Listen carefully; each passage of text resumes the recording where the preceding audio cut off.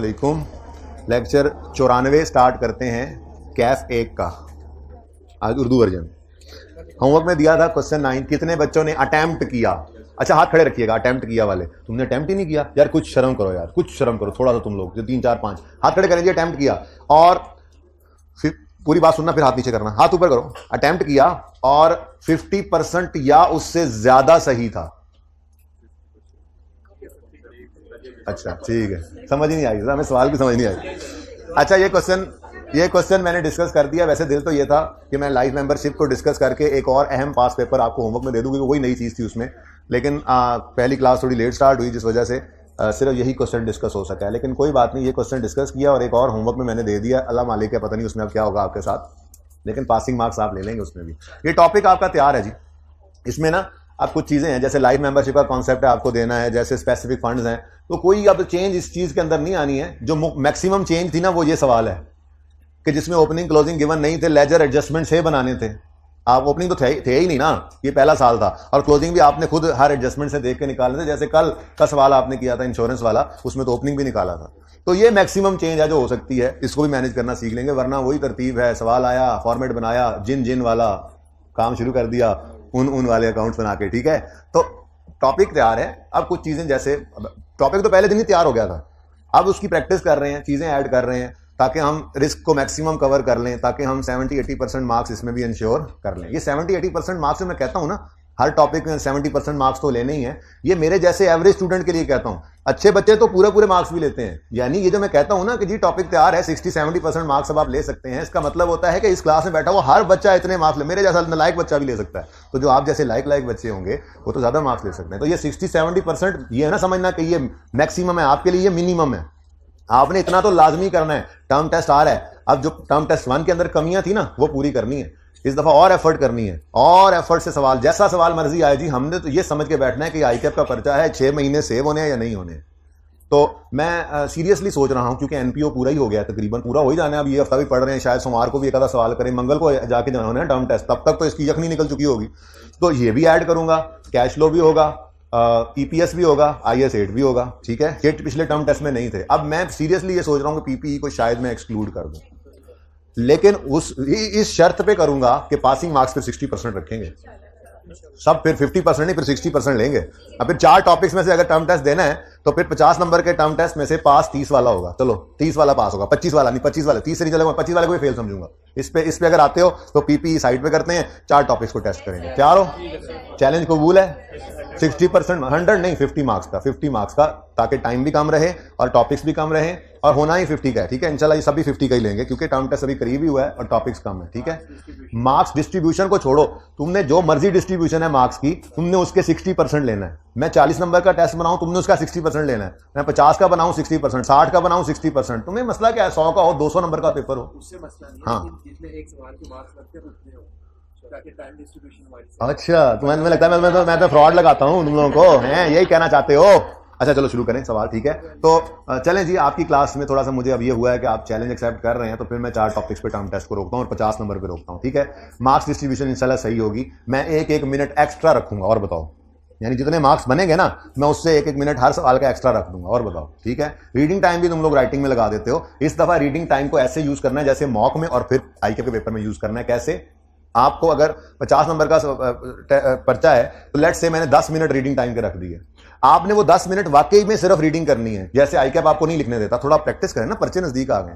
अब उस 10 मिनट में आपने, ये मैं बता रहा हूं आईकैप में क्या करना है। अब यही चीज टर्म टेस्ट 2 में, यही चीज मॉक में, और यही चीज फिर आईकैप में करनी है। रीडिंग टाइम को कैसे यूज करना है आपने, ये भी इसलिए बता रहा हूं कि अभी से प्रैक्टिस करो, वरना तो आखिर में जाते हुए बता दूंगा, मॉक में कोई करेगा कोई नहीं करेगा, पर्चे में कोई करेगा नहीं करेगा। सारा पर्चा पढ़ने बैठ जाते हैं, 15 मिनट रीडिंग टाइम, सारा पर्चा पढ़ने बैठ गए। एंड पे पता लगा कि यार शुरू से जो पढ़ा था वो तो याद नहीं रहा कि एंड पे आते आते क्या है। तो तरीका ये नहीं है।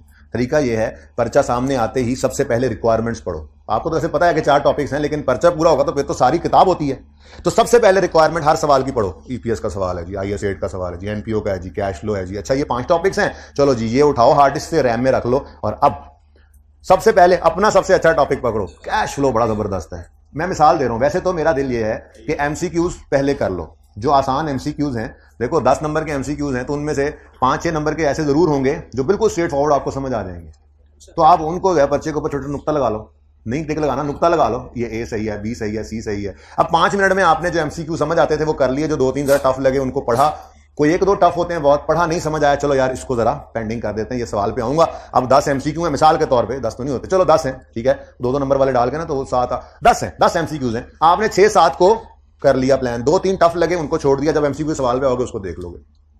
फिर उसके बाद आप देखो कि यार ईपीएस का टॉपिक ना आसान भी लगा था, तैयारी भी ठीक है, चलो इसका सवाल पढ़ता हूं, सवाल पढ़ के आइडिया हो जाएगा इस सवाल पे हाथ डाला जा सकता है या नहीं। अगर लगे कि नहीं ये टफ है तो किसी और तरफ जाओ, आगे बढ़ जाओ, या गवर्नमेंट ग्रांट वाला सवाल नजर आ रहा है वो देख लेता हूं, ठीक है, कोई ऐसा सवाल आइडेंटिफाई करना है सबसे आसान है, ठीक है, रिक्वायरमेंट पढ़ी थी ना, अब आपने फौरन एक नजर डालो पता लग जाता है, ठीक है, लग गया आसान, ईपीएस का सवाल आसान है तो उसको तसल्ली से पढ़ लो और उसको प्लान कर लो दिमाग में, अच्छा जी ईपीएस उसने बेसिक कही है, डाइल्यूटेड कही है, बेसिक में प्रॉफिट है और प्रेफरेंस रिडीमेबल का इररिडीमेबल का प्रेफरेंस डिविडेंड माइनस करना है, इररिडीमेबल का प्रेफरेंस डिविडेंड को अंडरलाइन कर लिया, प्रॉफिट को अंडरलाइन कर लिया, अच्छा जी वेटेड एवरेज शेयर्स निकालने हैं, राइट इशू भी है, बोनस भी है, अच्छा जी उसके बाद हमने जाना है डाइल्यूटेड में, तो वो सारी प्लानिंग हो गई है। अब अगर वो मिसाल के तौर पर 8 नंबर का सवाल है तो 15 मिनट की हो जाए वो 10 मिनट में हो जाएगा, तो ये चीज आपने सारा पर्चा आपने तफसील से पढ़ लिया 15 मिनट में, क्या फायदा हुआ?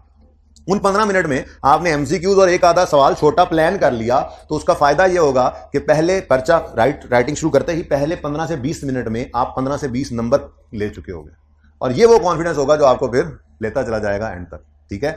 और अगर खुदा ना खास्ता किसी ऐसे सवाल पे पहले ही हाथ डाल लिया जो ज्यादा टाइम ले गया, तो फिर नर्व्स भी तो होती हैं, फिर हाथ पांव फूल जाते हैं, तोते मैना चिड़ियां सब उड़ जाते हैं, ठीक है, और फिर उस परेशानी में पर्चा जो है वो खराब हो जाता है। तो ये तरतीब अभी अप्लाई करनी है। मैं रीडिंग टाइम 10 मिनट रखूंगा, अल्लाह अगर मुझे याद ही रहे। उस रीडिंग टाइम में आप राइटिंग ना करना, ठीक है, आप प्लान करना कि कैसे हमने चलना है, ठीक है, और उसको फिर इंशाल्लाह आप अप्लाई करेंगे मॉक में भी, फिर आई कैप में भी जाके, ठीक है। इससे फायदा 15 मिनट को इस तरह से प्लान करना है, कोई 1 या 2 सवाल उसमें प्लान कर लें, कोई छोटे मोटे एमसीक्यूज पे नुक्ते लगा के सॉल्व कर लें ताकि फायदा हो। फिर जब पर्चा होता, आसान से मुश्किल की तरफ जाना है आपने, और हमेशा 0 से 50 की तरफ जाना है आपने। ये नहीं कहना ओ लो सवाल 10 नंबर गए, 15 गए, 20 गए, नहीं भाई, शुरू करो सवाल, 10 आ गए, 15 आ गए, 20 आ गए, 25 पे पहुंच गया हूं, अब ये कॉन्फिडेंस मिल रहा है 50 की तरफ जाना है मैंने। हर सवाल में आसान नंबर होते हैं, स्टार्ट से ही स्पीड मेंटेन रखनी है। स्टार्ट में ऐसे राम राम से फूल बूटे नया बॉल पॉइंट शॉपर से निकाल के फिर उसको कर रहे हैं, उसके बाद फिर वो थोड़ी देर बाद हाथ भी दर्द हो रहा है, नया पेन जिंदगी में कभी वो इस्तेमाल ही नहीं किया, पर्चे में वो इस्तेमाल करूंगा, दादाजी का पेन, वो भाई जो रोज इस्तेमाल करते हो वही इस्तेमाल करो, ठीक है, और जो चल रहा था प्रैक्टिस के दिनों में वही चलाओ। ये ऐसे करनी छोटी छोटी बातें होती हैं, ये बड़ी अहम होती हैं। स्टार्ट से ही स्पीड अच्छी रखो, मार्क्स इंटू 1.8 करो, टाइम पूरा हो गया और टाइम ऐसे लिख लिया करो, जैसे क्वेश्चन नंबर 9 है, अब आपने देखा कि जी ये 9 बज गया 9:50 है, आपने मार्क्स इंटू 1.8 किया, मार्क्स कितने हैं जी सवाल के 20, इंटू 1.8 करो, अब 10 इधर से 26 आगे से, आपने 10-25 लिख लिया, जरा 26 बाद में देखना आसान नहीं रहता, ठीक है। अब आप सवाल करते जा रहे हो, स्पीड करते जा रहे हो, घड़ी को भी साथ देखते हो, घड़ी में फिर कैलकुलेशन नहीं ना होती, सवाल के ऊपर लिखा होता आसानी हो जाती है, ठीक है। आप घड़ी पे देखते जा रहे हो, जैसे ही 10-25 हुए आपने कहा यार सवाल तकरीबन खत्म हो ही गया, 2-3 मिनट में पढ़वा दूंगा, कर लो, ठीक है। 2-3 मिनट ऊपर लग गया, सवाल में कोई एडजस्टमेंट फंस गई है, चल यार अब तुझे बाद में देखेंगे। क्वेश्चन नंबर 10 जी, अब 10:35 हो गए, 10 मिनट ज़ाया भी कर दिया, अब आगे चलो, इस तरह से करके ऊपर टाइम लिख कर फिर उसके अंदर करने की कोशिश करनी है। अब बेटा ये डू और डाई चल रहा है, ये टर्म टेस्ट है या मॉक है, ये अब डू और डाई है, इसके बाद फिर आई कैप है, या डू है या फिर नहीं, डाई नहीं, फिर डू ही होना चाहिए, ठीक है ना, कोशिश करनी है, ओके, करेंगे कोशिश इंशाल्लाह। चलें फिर मैं भी अब ज़हन बदल लेता हूँ पीपीई से, और अब मॉक में पीपीई रख लेंगे, ठीक है ना, उसका नोट मॉक में बनवा लेंगे। 4 टॉपिक्स तो फिर अब ऐसे होने चाहिए कि आपकी तैयारी के बाद मंगल को इधर टेस्ट दो तो बुध को आई कैप को भी देने के लिए तैयार हो सको, कि मंगल को ये लो हमसे, हमें आज ही पास फेल कर दो इन 4 सब टॉपिक्स के ऊपर, ऐसे तैयारी करनी है आपने। और टॉपिक सारे ऐसे ही तैयार है। IAS 8 पूरे में एक सवाल छोड़ा हुआ मैंने, 8वां क्वेश्चन बैंक का, बस वो मैंने अभी नहीं करवाया, जब समझूंगा जरूरत करवा दूंगा। ईपीएस का सवाल, ईपीएस की तैयारी की हुई है मैंने, डिस्क्लोजर सिर्फ डाइल्यूटेड का नहीं बनवाया, आई कैप ने तो अभी तक बेसिक का डिस्क्लोजर नहीं बनवाया, बनवा दूंगा मैं, ठीक है। लेकिन बाकी टॉपिक्स को आप देख लें किस तरह से तैयार हैं। कैश फ्लो का टॉपिक है हमारा, अच्छे से तैयार है। एनपीओ का टॉपिक अभी मैं आपको कल टेस्ट में दे दूं, आप पासिंग मार्क्स देने के काबिल हैं इस एनपीओ के टॉपिक। तो इन टॉपिक्स को अच्छे से कर लो, ये टॉपिक्स में से अच्छा खासा पर्चा आ जाता है, तो ये आपका अच्छा खासा जो है वो कोर्स कवर हो रहा है। और ये मत इंतजार करो 2-3 फरवरी से शुरू करूंगा पढ़ना, प्लीज ये समझो कि प्रेप लीव ही चल रही है, बस क्लास में आते हो जरा पढ़ के चले जाते हो, और प्रेपरेशन लीव चल रही है, और ये टॉपिक्स आप तैयार कर रहे हो जो आजकल चल रहे हैं, ठीक है। मत गुंजाइश दो आजकल, मत आखिरी महीने के लिए चीजें संभाल कर रखो। बहुत देर होगी आज तकरीर करते हुए। Question number 9, requirement, prepare statement of financial position as at 31 December 15 and income and expenditure for the period, ठीक है।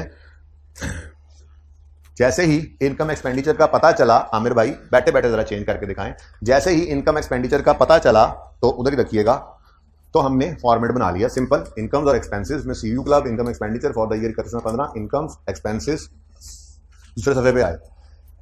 ऊपर बहुत कुछ लिखा हुआ है, आपको नजर नहीं आ रहा है एक्चुअली, ऊपर लिखा हुआ है, यहाँ पे लिखा हुआ है CU club statement of financial position as on 31 December 15। उसके बाद एक और हेडिंग भी लिखी हुई है, फंड्स एंड लायबिलिटीज, फिर एक और हेडिंग भी देखो देखो लिखी हुई है, फंड्स की ये सारी हेडिंग्स लिखी हुई हैं, आपको पता नहीं क्यों नहीं नजर आ रही, लिखी हुई हैं ये, ठीक है, मेरे पास जरा गुंजाइश नहीं थी, ठीक है। अच्छा, उसके बाद ओपनिंग जनरल फंड के बाद आज मैंने एक नई चीज डाल दी, फ्रेश कॉन्ट्रीब्यूशन। कभी ऐसा भी हो सकता है कि ऐसा हो सवाल के अंदर, कुछ बच्चों ने घर पे ओपनिंग के आगे ही 50,000 लिख दिया होगा, चलेगा, बस ये करना, ओपनिंग के आगे स्लैश डाल के फ्रेश कंट्रीब्यूशन लिख लेना, ठीक है, सवाल में देखेंगे। बहरहाल opening, fresh contribution, surplus, closing, liabilities में नॉन करंट, करंट अलग अलग करने हैं बड़े ध्यान से। और एसेट्स की हेडिंग यहाँ पे आपको नहीं नजर आ रही, चलो लिख देता हूँ फिर मिटा देंगे, नहीं मैं लिख देता हूँ फिर मिटा देंगे। एसेट्स में भी भाई नॉन करंट, और ये बचपन अब गुजर चुका हुआ है कि आप बस एसेट्स लिखें और सारे जान के एसेट्स उधर इकट्ठे ही लिख दें, ठीक है, नहीं, नॉन करंट को अलग रखना है और करंट को अलग रखना है, ठीक हो गया जी। चल, फॉर्मेट बन गया, आगे बढ़ते हैं। CU club started its operations on 1 February 2015। बच्चों 31 दिसंबर 15 का की फाइनेंशियल्स बनाने एंड ये इनकम एक्सपेंडिचर और बैलेंस शीट, और इसी साल में 1 फरवरी 15 से ये ऑपरेशन स्टार्ट कर रहे हैं। इसका मतलब इनका ये साल ही 11 महीनों का होगा, लोगों का 12 महीने का होता होगा, सीयू का साल 11 महीने का है, जनवरी है ही नहीं। फिर sponsors of the club contributed 50 million towards general fund। Sponsors कहते हैं जिन लोगों ने मिलकर इस एनपीओ को बनाया, जैसे मैं कह रहा था, हमने कुछ लोगों ने मिलकर यहाँ स्पोर्ट्स क्लब बना लिया, तो अब हम लोगों ने अपनी जो जमा पूंजी थी वो इसके अंदर लगा दी कि चलो यार यहाँ पे एक अच्छा इदारा बन जाए। कोई अस्पताल बनाना था, 10-15 लोगों ने मिलकर उसको पैसे पूल करके शुरू कर दिया, तो वो जो पैसे पूल किए जाते हैं वो जनरल फंड ही होता है। उन्होंने बताया भी हुआ है कि ये कॉन्ट्रीब्यूशन हमने कहाँ कर दिया है, जनरल फंड में। तो स्पॉन्सर्स वही जिन्होंने, ओनर्स कोई नहीं है, कैपिटल नहीं है, स्पॉन्सर्स हैं जो फिर ट्रस्टीज भी होते हैं जो इसको चलाते भी हैं, ठीक है ना। तो वो जो पैसे लेकर आए वो कह रहे हैं कि जनरल फंड में हमने डाल दिए, एक बास्केट खरीदी और ये पैसे 50 मिलियन उसमें रख दिए। अब जो एनपीओ का खर्चा होगा वो इसमें से करते रहेंगे, तो इसको इनकम में नहीं डालना था, ये जनरल फंड के अंदर रखना था, ठीक है। तो इसकी एंट्री क्या बनेगी, इस 50 मिलियन की एंट्री है कैश या बैंक डेबिट, और बल्कि कैश या बैंक नहीं, उन्होंने कहा है contributed 50 million toward general fund for start operation and place the amount in the bank. वैसे अलग बात है कि कैश एंड बैंक ही लिख लेना चाहिए, क्योंकि वैसे तो ये bank debit general fund credit किया हमने, लेकिन हमारे पास नीचे रिसीट एंड पेमेंट इकट्ठा आ रहा था, और रिसीट एंड पेमेंट में रुपीज इन थाउजेंड्स है, तो फिर 1000 में ही सवाल कर लेते हैं। मैंने पिछली क्लास में बच्चों को ये बताया कि देखें सूरतें दो हो सकती हैं। कभी ऐसा होगा कि ऊपर जैसे कैश फ्लो का सवाल था, बैलेंस शीट है 1000 में और नीचे एडजस्टमेंट मिलियंस में, ऐसे रिसीट पेमेंट, ये इनकम एक्सपेंडिचर का टॉपिक है, ये एनपीओ का, रिसीट पेमेंट 1000 में है, नीचे हो सकता है रुपीज में या मिलियंस में हो, तो कोई एक तरफ चलेंगे ना, ठीक है। ज्यादा बेहतर क्या है, ज्यादा बेहतर ये है कि जैसे कैश फ्लो का सवाल था, बैलेंस शीट जिसमें गिवन है 1000 में है तो 1000 में कर लो, क्योंकि ज्यादा फिगर्स वो होंगी। रिसीट पेमेंट अगर 1000 में है तो 1000 में कर लो, और बाकी सारी चीजें उस हिसाब से सही कर लेना। एक छोटी सी गलती थी सवाल के अंदर प्रिंटिंग की, ये 1760,000 है, 1760,000, ठीक है। अच्छा जी, यहां पे मैंने लिखा भी था करेक्शन, वो भी मिटा गया, ये करेक्शन रिक्वायर्ड लिखी तो अगली बार के लिए थी, लेकिन ये यहां पर करेक्शन है।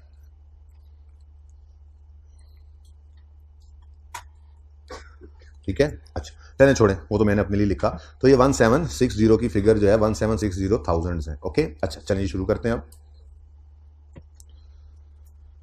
अब पहली एंट्री तो बन जाएगी bank debit general fund credit. तो वो जब रिसीट पेमेंट की एंट्री शुरू करेंगे तो इसको जनरल फंड में लिख देंगे। मैं ये कह रहा था कि किसी ने पुराना फॉर्मेट के हिसाब से ना ओपनिंग जनरल फंड, ये पहले इधर नहीं था, मैं नजर नहीं आ रहा था, अच्छा आपने थोड़ा गुजारा कर दिया। अच्छा, opening general fund plus surplus is equal to closing, ऐसे लिखते हैं ना। तो ओपनिंग के आगे ही इन्होंने 50 लिख दिया तो काम चलेगा। आप बहुत ज्यादा कर लो तो क्या कर लो, ओपनिंग के आगे स्लैश डाल के फ्रेश कंट्रीब्यूशन लिख लो। मैंने लेकिन आज लाइन आइटम नया ऐड कर दिया, ओपनिंग के बाद फ्रेश कंट्रीब्यूशन का भी। ठीक है, अच्छा उसके बाद जी following is the receipt and payment summary for the period from 1 February to 31 December, यानी यानी इस रिसीट पेमेंट के अंदर सिर्फ इन 11 महीनों की रिसीट्स और पेमेंट्स हैं, 12वां तो है ही नहीं ना हमारा, ठीक है।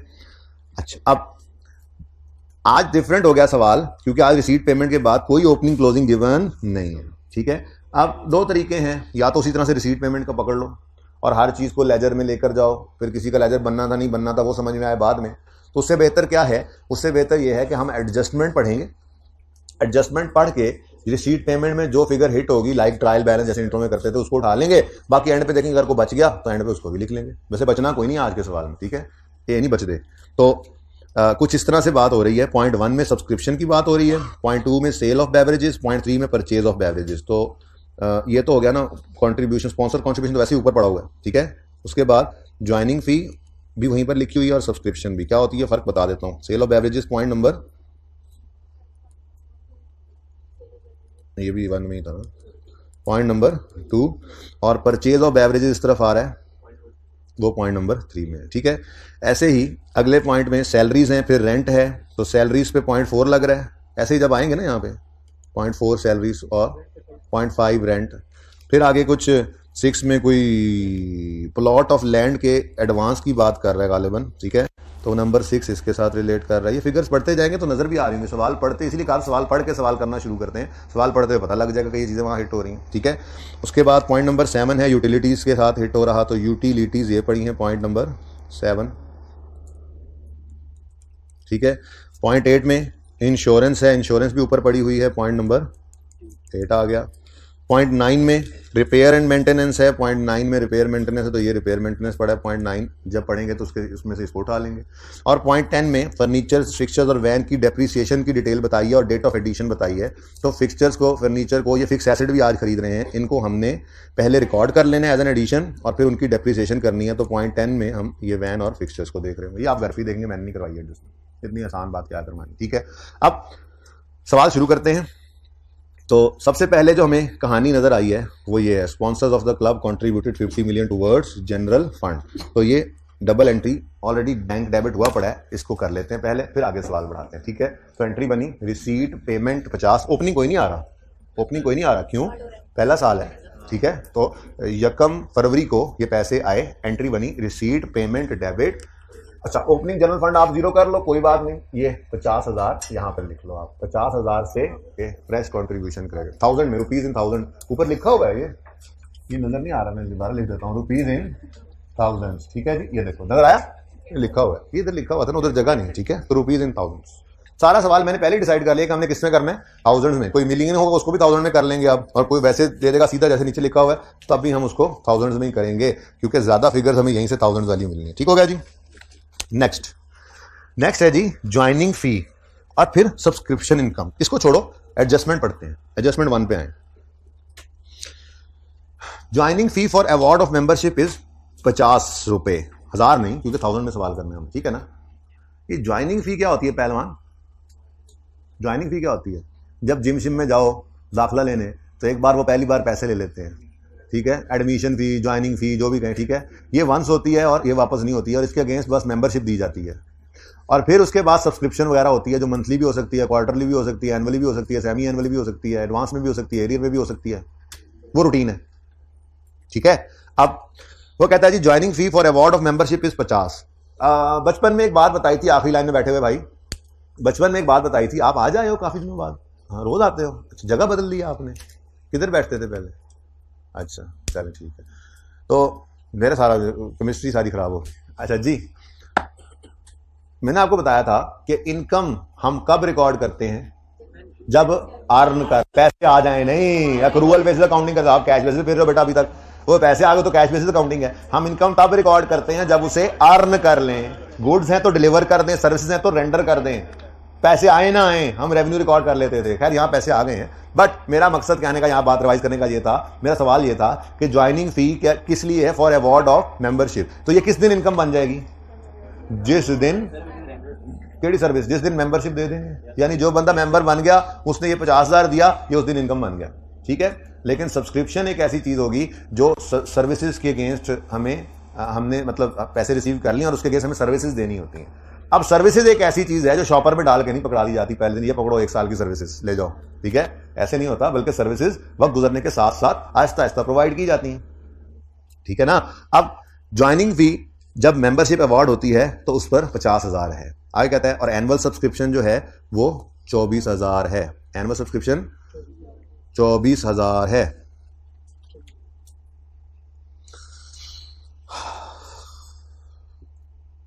अच्छा, अगली बात बाद में देखते हैं, इसको फिलहाल छोड़ो, ठीक है। और memberships were awarded as follows. मार्च में हमारे 112 मेंबर आए, मतलब 112 लोगों को हमने मेंबरशिप अवार्ड कर दी। जून में 98 हो गए, प्लस करते जा रहे हैं। सितंबर में 101 हो गए, दिसंबर में 105 और आ गए, तो ये टोटल 416 मेंबर्स हमारे इस साल में हो चुके हैं। अब ये 416 के 416 ऐसे हैं जो जिस दिन आए होंगे उस दिन इनसे हमने 50,000 रुपये लिए होंगे ज्वाइनिंग फी की मद में। इसका मतलब अगर 50,000 एक ने देना है तो 416 मेंबर्स ने कितने पैसे दिए होंगे, जरा 1000 में बताओ। 15 to 4 800, ऊपर देखो, खैर से यही फिगर आ रही है, यानी जो बनते थे वो आ गए, अच्छा चलो इसकी एंट्री पास भी कर लेते हैं। रिसीट पेमेंट डेबिट, अब ये कोई एडवांस इनकम नहीं है, बस मेंबरशिप अवार्ड करने के 50,000 थे, कर दी अवार्ड, ठीक है। तो ज्वाइनिंग फी इनकम्स में है, बस इनकम लिखने की भी जरूरत नहीं है, ज्वाइनिंग फी क्रेडिट कर दें। ज्वाइनिंग फी कितना जी, ठीक है। तो रिसीट पेमेंट डेबिट, ज्वाइनिंग फी क्रेडिट। भाई आप बैठ के क्यों नहीं काम चला पा रहे? अच्छा चले बैठ जाए जी, ठीक है। एंट्री क्या बनी? रिसीट पेमेंट डेबिट, ज्वाइनिंग फी क्रेडिट। अगली बात, एनुअल सब्सक्रिप्शन है। सब्सक्रिप्शन एनुअल है 24,000, यानी कि हर साल की सब्सक्रिप्शन, पूरे साल की सब्सक्रिप्शन कितनी बनती है? 24,000। लेकिन वो कह रहा है ऑल न्यू मेंबर्स पे 3 ईयर सब्सक्रिप्शन इन एडवांस। जो आता है बंदा उसे कहते हैं पहले तो 50,000 की मेंबरशिप लो, फिर उसे कहते हैं 3 साल की सब्सक्रिप्शन एडवांस में। तो हमने नया काम शुरू किया, पैसों की हमें जरूरत है, जाहिर है 3 साल फिर तुम वेव स्किल करना, कोई सब्सक्रिप्शन नहीं देनी, लेकिन सब्सक्रिप्शन 3 साल की एडवांस। इसका मतलब 416 मेंबर्स आए, हर मेंबर ने 24,000 पे किया। नहीं, 24,000 तो एनुअल है, 24,000 इंटू 3 साल के पैसे हर एक ने जिस दिन आया उस दिन दिए, और टोटल 416 लोगों ने ये पैसे दिए 29952, और इत्तेफाक से यही फिगर ऊपर नजर भी आ रही है, ठीक है।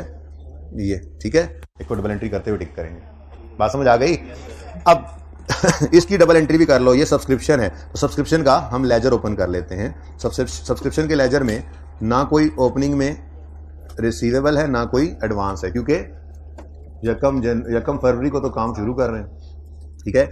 लेकिन सब्सक्रिप्शन इनकम आपके लिए लिखा करता हूं, इनकम, ठीक है। सब्सक्रिप्शन इनकम के अकाउंट में ये पैसे का आना रिकॉर्ड करना है, किस तरफ करेंगे? रिसीट पेमेंट डेबिट, ये टिक कर लेना, टिक कर लें, ये डबल एंट्री टिक करें ना। Receipt payment debit subscription income credit 29952, ठीक है जी। रिसीट पेमेंट लिख लो, कैश एंड बैंक लिख लो, आपकी मर्जी, ठीक हो गया। अब इनकम के लेजर में आपको पता है इस तरफ इनकम आया करती है, और अगर क्लोजिंग में एडवांस होगा तो वो एडवांस आएगा, क्रेडिट साइड, डेबिट साइड पर क्लोजिंग लिखा जाता है, क्रेडिट बैलेंस होता है, ठीक है। और अगर रिसीवेबल हुआ तो, ठीक है। अब रिसीवेबल कितनी आएगी सब्सक्रिप्शन, कोई बता सकता है? 1 रुपया रिसीवेबल नहीं होना, क्योंकि हर बंदा अगले 3 साल के पैसे एडवांस में लेके गया हुआ है, तो रिसीवेबल का तो सवाल ही पैदा नहीं होता। लेकिन अगली टेंशन होगी शुरू, अगर 3 साल के पैसे हर एक से ले लिए हैं तो फिर बहुत सारे पैसे एडवांस में भी लिए हैं जो कि लायबिलिटी है। अब ये 2 चीजें मिसिंग हैं और दोनों ही निकल सकती हैं। हम आसान की तरफ जाएंगे। पहली बात, हर साल की सब्सक्रिप्शन कितनी है? 24,000, यानी अगर 12 महीने सर्विसेज दें तो 24,000 हम इनकम बना सकते हैं, ऐसे ही है। अब 2 तरीके हैं, या तो हम यूं कहें कि यकम मार्च को, यकम ये ज्यूम करेंगे ना, वो कह रहा है मार्च में जो आया उस दिन वो पैसे दे देगा, तो मार्च से हम उसको काउंट कर लेते हैं, ठीक है। जो बंदे मार्च में आए, हम यूं भी कह सकते हैं कि मार्च से लेके 31 दिसंबर तक इस साल में 10 महीने उन्हें सर्विसेज दे ली। इसका मतलब 3 साल के पैसे लिए थे, 2 साल 2 महीने के पैसे इन मार्च वालों के एडवांस। फिर जून वालों को हमने 7 महीने की सर्विसेज दे दी, तो इसका मतलब इन जून वालों के 2 साल और 5 महीने हमारे पास एडवांस। ये मुश्किल वाला काम है वैसे। सितंबर में 101 लोग आए, इनको हमने 4 महीने की सर्विसेज इस साल में दे दी, ठीक है, और 2 साल और 8 महीने इनके एडवांस, और ऐसे ही 2 साल और 11 महीने एडवांस, ठीक है। तो क्लोजिंग एडवांस निकल सकता है। लेकिन इससे भी आसान काम क्या है? आसान काम यह है कि इस पूरे साल की सब्सक्रिप्शन इनकम जो बनती है वो 24 है, लेकिन पूरे साल की सर्विसेज दी ही नहीं है। तो अगर हम जितने पैसे रिसीव किए हैं पहले उसमें इनकम निकाल लें, वो माइनस करें, तो बाकी सारा एडवांस नहीं बच जाएगा। और ये निकालना आसान है। जैसे मार्च वालों को इस साल में 10 महीने सर्विस दी, जून वालों को 7 महीने, सितंबर वालों को 4 महीने, दिसंबर वालों को 1 महीना, ये आ गई इनकम, बाकी सारा ही एडवांस, ठीक है। तो दोनों सूरतें थी, आसान की तरफ जाएंगे, ठीक है। लेकिन मुझे ना एक बात याद आ गई, ओए होए, एक्रूअल प्रीपेमेंट का टॉपिक चल रहा था उन दिनों में। अभी हम चल रहे थे, फिर रहे थे, कोई 40-50 लेक्चर के एड़ गेड़ ऐसे ही था ना। 2.5-3 दिन हमने एक टॉपिक पे लगाए थे, नहीं जान छोड़ी उसने भी फिर हमारी। तो मैंने पहले भी कल भी अर्ज किया कि हमारे सिलेबस में एक्रूअल प्रीपेमेंट नहीं था, लेकिन हमने 3 दिन उस पर क्यों लगाए थे? इसी वजह से कि हर जगह पे ये पड़ा हुआ है।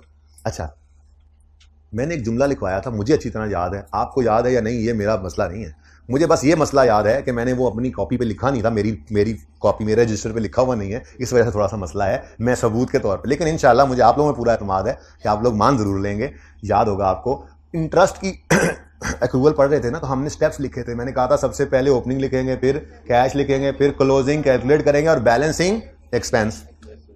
लेकिन उस दिन मैंने एक जुमला लिखवाया था, इंटरेस्ट शुरू हुआ, मैंने कहा था अगर लोन की प्रिंसिपल अमाउंट, इंटरेस्ट रेट और डेट गिवन हो तो इंटरेस्ट एक्सपेंस की फिगर पहले भी निकल सकती है। याद है कुछ? कितने बच्चों को यह बात याद आ गई? हाँ, थोड़ा थोड़ा याद आ रहा है ना। अपना रजिस्टर खोलोगे तो वो लिखा होगा, लेकिन वो यूज नहीं करना। आज एक नई चीज उस जैसी लिखवानी है। जैसे मैं मिसाल दे रहा हूं, रेंट, अगर प्रॉपर्टी का रेंटल कितना है, monthly, quarterly, semi annually, annually, जितना भी है, वो अगर रेंटल पता लग जाए, प्रॉपर्टी जिस दिन से एक्वायर की वो पता लग जाए, तो हम रेंट एक्सपेंस पहले निकाल सकते हैं। ऐसे ही इंटरेस्ट एक्सपेंस निकालना पड़े, लोन की प्रिंसिपल अमाउंट गिवन हो, इंटरेस्ट रेट गिवन हो, डेट ऑफ लोन ना गिवन हो तो हम साल का पहले रिज्यूम करते थे, डेट गिवन हो तो हम इंटरेस्ट एक्सपेंस निकाल सकते हैं। बिल्कुल ऐसे ही ये जो काम मैंने अभी किया, इसको उसूल के तौर पर लिख भी लेते हैं, ठीक है। वो मैं क्या लिखवाऊंगा पहले सुनो, मैं भी आपको क्या लिखवाने लगा हूं। अगर नंबर ऑफ मेंबर्स, सब्सक्रिप्शन की अमाउंट और डेट ऑफ ज्वाइनिंग दे दे तो हम इनकम की फिगर पहले भी निकाल सकते हैं। हालांकि पुराना असूल एक्रूअल का क्या था? ओपनिंग निकालेंगे, कैश रिकॉर्ड करेंगे, क्लोजिंग निकालेंगे और बैलेंसिंग एक्सपेंस या इनकम। अब आप कहोगे उसूल में तो क्लोजिंग निकालना था, आज आप बड़े दौड़ के उधर चले गए, भैया आसानी लगी उधर चला गया, ठीक है। तो उसूल भी हमने लिखा था पहले एक्सपेंस के केस में, आज इनकम केस में भी लिख लो, ठीक है। उस वक्त शायद मैंने बात की भी थी, इसको जाके हम एनपीओ के अंदर बात करेंगे इनकम पे बहुत ज्यादा। बहरहाल आपने सब्सक्रिप्शन का जो लेजर ओपन करना है, उसमें जिस तरफ इनकम आनी है उस इनकोमे पे स्टार लगाओ और सफे के टॉप पे, बॉटम पे, सज्जे पे, खबे पे, कहीं पे भी कुछ लिख लें, ठीक है। कुछ ना लिखें, जो लिखवाऊंगा वो लिखें, लेकिन कहीं पे भी लिख लें, ठीक है। अगर सवाल में सब्सक्रिप्शन की अमाउंट, अगर सवाल में, हाइब्रिड वालों सब सही जा रहा है, ऑल ओके है। अगर सवाल में सब्सक्रिप्शन की अमाउंट, ऑनलाइन वालों को क्या मसला होना है, रजाई में घुस के बैठे होते हैं, टेक लगा के 3 तकिए पीछे कमर के रखे होते हैं, चाय का कप साथ पड़ा होता है, ओए होए होए मेरे साथ चाय कप पड़ा, मैं पढ़ा रहा हूं, ओए होए होए, इस वक्त तो सिर्फ पानी है। आप लिखें, अगर सवाल में पानी ना पीने देना है, अगर सवाल में सब्सक्रिप्शन की अमाउंट, नंबर ऑफ मेंबर्स,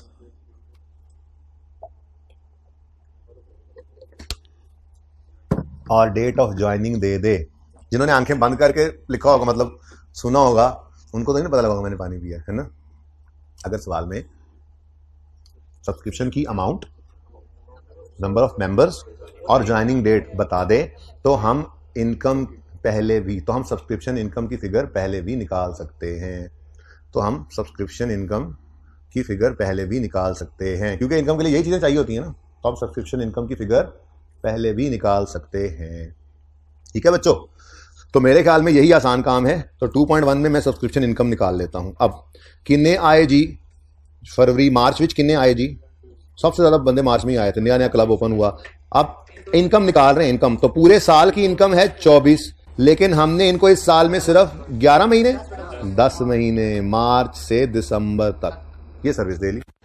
फिर जूने में कौन आया, कितने आए? 98, और हर एक ने 24-24 दिया, लेकिन इनको हमने जून से दिसंबर तक 7 महीने की इनकम पहले निकाल लेंगे। कैश लिखा हुआ है, इनकम इधर आएगी, क्लोजिंग सारा का सारा, फिर बैलेंसिंग क्या है, एडवांस। ठीक है, फिर जी अपना सितंबर में आए 101 हज़रात, तो 101 इंटू 24, लेकिन इनको 4 महीने सर्विस दी तो इतना इनकम में डाल दो, और एंड पे आए 105। दिसंबर में 105 आए। अब इनको सिर्फ 1 महीने की सर्विस दे रखी है हमने, तो 1/12। जी बताएं फटाफट। 112 वाला पहला डबल 40,137, ऊंचा बोला करो ना थोड़ा सा, 808,210, टोटल 4630। ठीक है जी, 4630 ये हमारे पास आज वर्किंग 2.1 से आया है, वर्किंग 2.1 से 436 लिखा भी वही था, 4630। ठीक है, अब ये इनकम एक्सपेंडिचर में चली जाएगी, लेकिन पहले यहाँ बैलेंसिंग फिगर निकाल लो। बैलेंसिंग फिगर कितनी आ रही है, बैलेंसिंग फिगर कितनी आ रही है, 25,322। ठीक हो गया जी। चलो अब इनकम में 4630 आ गया, इनकम में ब्राइटनेस कम करके बैठ जाए, बैठ जाए भाई। 46 सब्सक्रिप्शन लिख लेने दो मुझे, वर्किंग 2.1 4630, और एडवांस सब्सक्रिप्शन एक लायबिलिटी होती है, तो सब्सक्रिप्शन इन एडवांस ये भी हमने वर्किंग 2 में निकाला है ना जी, ये आ गया 25,322। ठीक है जी, ठीक नहीं है, इधर ही रखें, ये ठीक नहीं है, ये ठीक नहीं है। क्या हो रहा है भाई साहब, सर्विसेज वक्त गुजरने के साथ साथ दी जाती हैं, तो अगले 1 साल में जो सर्विसेज दी जाएंगी उतनी लायबिलिटी इनकम बन जाएगी, और बाकी उससे अगले साल में बनेगी। तो जहां कहीं मुमकिन होगा इस टॉपिक में करंट नॉन करंट अलग करना, वो करेंगे। ठीक है, करना पड़ेगा, किए बगैर चारा नहीं है। इधर देखो, हम इस वक्त 31 दिसंबर 2015 पे हैं, फिर 31 दिसंबर 2015 पर टोटल 25 कितना लायबिलिटी है, 25,322 ये हम पर लायबिलिटी है। लायबिलिटी टू पे कैश नहीं है, बल्कि liability to provide services in future. बिल्कुल उसी तरह से जैसे IAS 23 में लोन होता था, हम कहते थे लायबिलिटी टू पे कैश है, जितना कैश अगले 12 महीनों में पे हो जाए वो करंट, बाकी नॉन करंट। ये लायबिलिटी टू प्रोवाइड सर्विसेज है, तो जितनी सर्विसेज अगले 12 महीने में हम रेंडर कर देंगे वो इनकम बन जाएगा ना, तो वो लायबिलिटी खत्म हो जाएगी। ठीक है, तो यहाँ पे आपको याद है, एक भाई खड़ा करके हम उसको ऐनक लगवाते थे और कहते थे ये ऐनक जो है सिर्फ 12 महीनों तक देख सकती है, अगले 12 महीनों को देखें, जितनी अगले 12 महीने में इनकम बनती नजर आ रही है। देखें, नॉन करंट निकालना हमेशा ही मुश्किल हुआ करता है हर दफा, क्योंकि नॉन करंट कई साल पे फैला होता है। तो अब नॉन करंट निकालें तो वो मुश्किल है, आसान क्या है, पहले करंट पोर्शन निकाल लें। तो वो आसान क्यों है, क्योंकि ये लायबिलिटी है हमारी 416 मेंबर्स के अगेंस्ट, उनके सब्सक्रिप्शन के अगेंस्ट हम पे लायबिलिटी है। अब ये 416 31 दिसंबर 15 तक सारे के सारे मेंबर बन चुके हैं, तो 1 जनवरी 16 से ही पहले ही दिन से इनको सर्विसेज देने लग जाएंगे हम, और पूरा साल सर्विसेज देते रहेंगे। आपको जी को मर जाए तो फिर उस वक्त देखेंगे, कुछ छोड़ जाए तो उस वक्त देखेंगे। बात समझें, अभी क्या सिचुएशन सामने है वो तो यही है। सर नए मेंबर आ गए तो तब देखेंगे, फिलहाल ये लायबिलिटी 416 की है, 416 के 416 पहले दिन ही मेंबर होंगे अगले साल, और पहले दिन से उनको सर्विसेज देनी है, तो फिर अगले साल पूरा साल उनको सर्विसेज दे लेंगे। तो बोलो, इसका मतलब ये हुआ कि ये 322 के 2 टोटे कर दें। ठीक है जी, एक टोटा कहलाएगा करंट टोटा। ये करंट टोटा कैसे निकलेगा, करंट टोटा निकलेगा 416 इंटू 24, सालाना सब्सक्रिप्शन, सारा साल, 1 साल की सब्सक्रिप्शन 24, और सारा साल सर्विस देनी है, तो सारे का सारा इनकम कितने मेंबर्स का, 416 का, तो टोटल आ गया 9984 टेलीफोन। अच्छा सॉरी, नेक्स्ट, बाकी का नॉन करंट। ठीक है, अब नॉन करंट कैसे निकलेगा जी, नॉन करंट ये बैलेंसिंग। ठीक है जी, कितना 15,338। लेकिन बच्चों ये पेड़ लगाओ, फिर इस पे 2 शाखें लगाओ, फिर 2 उल्लू बिठाओ, इसमें तो बड़ा टाइम लग जाएगा। ऐसे नहीं करना पर्चे में तो आपने बस ये लेजर बना लिया। जिस वक्त ये लेजर बन गया, ये इनकम चली गई इनकम एंड एक्सपेंडिचर में, फिर ये 25,322 की लायबिलिटी है। ठीक है, ये लायबिलिटी में से पहले करंट पोर्शन वहीं कैलकुलेट करेंगे और फिर नॉन करंट को नॉन करंट निकालने के लिए टोटल में से उसको माइनस कर देंगे, ठीक है। तो टोटल 25 200 322 जो है ये 25 322 टोटल लाइबिलिटी है।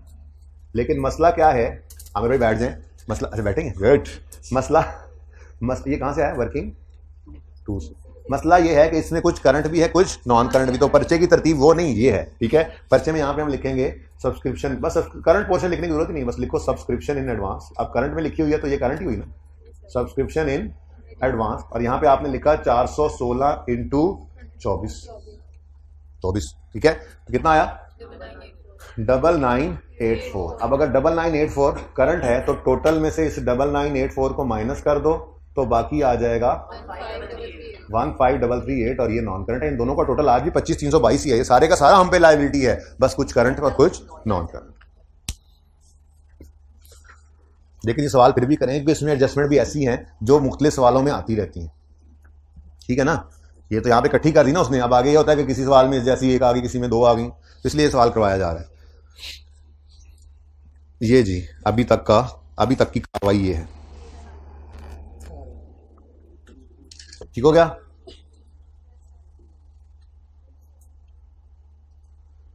कोई क्वेश्चन नहीं है तो फिर एडजस्टमेंट नंबर 2 पढ़े। तस्वीर तो नहीं मैं आ रहा हाइब्रिड में, अब यहां से नजर भी नहीं आ रहा। आमिर भाई आपसे दूर हो गए आज जी। हैं sale of beverages trading activity, आज तो उसने रिक्वायरमेंट में नहीं कहा था, कोई बात नहीं है, पता लग गया तो वर्किंग ओपन कर लेंगे। मैंने पहले ही ओपन की हुई थी, ट्रेडिंग एक्टिविटी जिसमें sale less cost of sale is equal to GP होगा। अदर एक्सपेंसेस का पर्चे में ये तरतीब ही रखनी है आपने।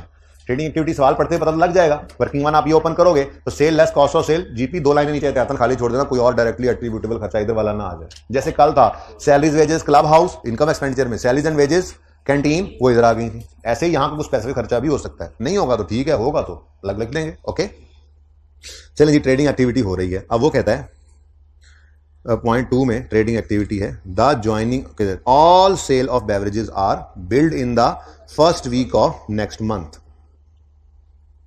ये नॉर्म है, यहां पे भी कैंटीन है मिसाल के तौर पे, वहां पे अगर मेरा खाता लगा हुआ है तो अच्छा है ना जाना सारे, अच्छा तो वहां पे खाता लगा हुआ है, वहां पे ऐसा नहीं होता कि अगर जो है वो मैं चाय मंगवाऊं तो मैं उसके पैसे भी भेज रहा हूँ, वो लिखते रहेंगे मेरे खाते में। और जब ये महीना एंड होगा तो जाहिर सी बात है उस महीने के एंड होने के बाद ही अगले महीने के पहले 2-3 दिन में ही बिल्स आते हैं, पता लगेगा कितना खाया पिया तो तभी उससे उस महीने का बिल फाइनल होगा ना। तो ये एक नॉर्म है, ये भी यही करते हैं। ये सेल ऑफ बेवरेजेस इस क्लब के अंदर जो कर रहे हैं वो मेंबर्स जो मेहमान आते हैं, ये बोतलें चाय बिस्किट, चलो बेवरेजेस ने लिख दिया तो बोतलें चाय जूसेस, ठीक है, ये जो जाते हैं इनको साथ वो साथ बिल नहीं लेकर आते। मेंबर्स प्रेस्टीजियस मेंबर्स हैं हमारे, ऐसे थोड़े ये 3-3 साल के उन्होंने हमें एडवांस में सब्सक्रिप्शन भी दी हुई है, कोई ऐसे तो भागे थोड़े जा रहे हैं कहीं, ठीक है। तो हमने ना उनका खाता लगाया हुआ है, ठीक है। अब पूरे महीने वो यहाँ पे बेवरेजेस के बिल उनका ऐड होता रहता है, वो जो इस्तेमाल करते रहते हैं, ये जूस बोतलें वगैरह मेहमान आ रहे हैं, पूरे महीने बाद उनको महीना खत्म होने के बाद अगले दिन अगले हफ्ते के अंदर बिल रिसीव हो जाता है, ठीक है। And the payment is received in the same month. अच्छा, अब इस जुमले का मतलब आप लोगों ने क्या लिया, यानी कि अगर सी व्यू वालों ने बेवरेजेस बेची जनवरी में, जी मत करो जनवरी में कहां से बेच ली, यहीं रोको, जनवरी का तो नाम ही मुझे नहीं लेने देना आप लोगों ने, खुदा के लिए होश से बैठे हैं। जनवरी कौन सा जनवरी, फरवरी में वो लोग आए हैं, जनवरी का नाम भी नहीं लेने देना, ओके। अच्छा चलो फरवरी से शुरू करते हैं जी। फरवरी में जो सेल ऑफ बेवरेजेस हुई उनका बिल हमने भेजा मेंबर्स को मार्च में, लेकिन पैसे फरवरी में ही आ गए। शुक्र है कॉमन सेंस जिंदा है। यहां से ना 2 तरह के जुमले निकलते थे, एक कॉमन सेंस वाला और एक अनकॉमन सेंस वाला। कॉमन सेंस वाला क्या था, सिंपल, मैं फरवरी बोलता हूं, फरवरी के महीने की सेल का बिल मार्च के पहले हफ्ते में बिल्ड भेजा जाता है, बिल बनता है, और कॉमन सेंस, और पेमेंट फिर उसकी अब मार्च में ही होती है, ये नॉर्मल भी है। अब अनकॉमन क्या है इस जुमले को, ये खाम खा ओवर थिंक करने वाले थे ना, वो ऐसी बातें सोचते हैं। जो देखें कॉमन सेंस वाले ज्यादा अच्छे रहते हैं, कामयाब भी वही हो जाते हैं, चीज पढ़ी बस जो नजर आ रहा है वो कर दिया। अब कुछ मेरे जैसे तो नहीं, मैं तो कभी ऐसा नहीं सोचता था, कुछ होते हैं जो इस तरह से सोचते हैं, all sales are build in first week of next month. फरवरी की सेल का बिल तो जाएगा मार्च में, but the payment is received in the same month, लेकिन पैसे फरवरी में ही आ जाएंगे। ये कैसी बात हुई, कितने बच्चों को ये लगा था? अच्छा मान दो, हमें कुछ नहीं होता, कितने बच्चों को लग रहा था? अच्छा सुन, ऐसे नहीं होता भाई, बिल फरवरी का मार्च में जाना है तो बिल आपको फरवरी के वापडा का बिजली का बिल जो है वो फरवरी का आना मार्च में, आप पे फरवरी में कर दोगे। वो सेम मंथ का मतलब यह है कि जिस महीने में बिल जाता है फिर उसमें पे भी हो जाता है, ठीक है। तो सादा बात ये थी, फरवरी का बिल मार्च के पहले हफ्ते में जाता है और फिर उसी महीने में यानी मार्च में ही पे भी हो जाता है। ओके, इसका मतलब हमारी फरवरी की सेल, जनवरी की तो है नहीं, फरवरी की सेल के पैसे आ गए मार्च में, मार्च के पैसे अप्रैल में, अप्रैल के पैसे मई में, अक्टूबर के पैसे नवंबर में, नवंबर के पैसे दिसंबर में, और दिसंबर के पैसे नहीं आए ही नहीं। मैं कहूंगा आया ही नहीं, क्योंकि जनवरी अभी आया ही नहीं अगले साल का। इसका मतलब आज डेबिटर हैं, डेबिटर कहते हैं। अच्छा, कौन कौन शुरू में अकाउंटिंग में डेबिटर कहता था इनको? तो शुरू में डेबिटर। अच्छा जी भाई, वैसे तो डायरेक्ट भी हो सकता है, लेकिन क्योंकि ऐसे इंतजार कर करके आज डेटर का लेजर आया, कैसे ना बनाए तो बना लेते हैं डेटर का लेजर, ठीक है। तो डेटर ऑफ बीईवी, बेवरेजेस के डेटर्स। जी बच्चों, अब ब्रॉड डाउन बस बता दो मुझे, बाकी तो मसला ही कोई नहीं है। हैं? क्यों ब्रॉड डाउन क्यों? अच्छा सॉरी, चलो ये तो जीरो हो गया। अब नेक्स्ट चीज क्या गिवन है हमें? Sale of beverages. ये रिसीट एंड पेमेंट में है, यानी ये पैसे आए हैं, इसकी एंट्री क्या होगी? रिसीट पेमेंट या कैश बैंक डेबिट और डेटर क्रेडिट। 1500 है, लो भाई कैश एंड बैंक लिखो, रिसीट एंड पेमेंट लिखो, आपकी मर्जी। अब वो क्या कह रहा है जरा देखो, हमारे ज़हन में भी ये बात आ चुकी है कि अगर हर महीने का बिल अगले महीने बन रहा है और उस महीने में पैसे आ रहे हैं तो फिर दिसंबर वाले के पैसे नहीं आए होने। कितने नहीं है अभी? या तो वो यूं कह देता सारी सेल इवन है, तो हम इस 1500 को पकड़ते और 1500 को पकड़ के कहते ये 11 महीने का है।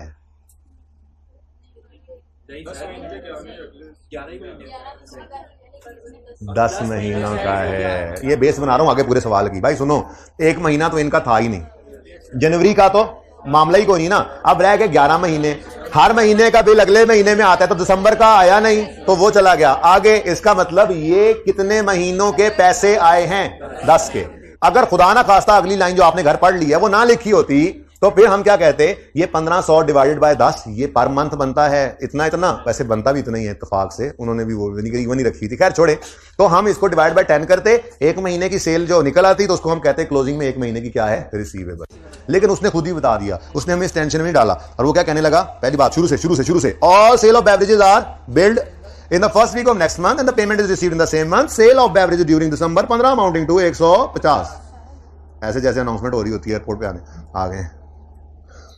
थोड़ी देर में जहाज लैंड करने वाला है, सारे जहाज लैंड करने वाले। मुसाफिरों से दरखास्त है सीटों में बैठे रहें, सीट बेल्ट बांध लें और 150 के बारे में बताएं ये क्या है। ये रिसीवेबल है, डेटर है, ठीक है। दिसंबर की सेल 150 है तो दिसंबर की सेल के पैसे कब आने हैं? जनवरी में, ठीक है।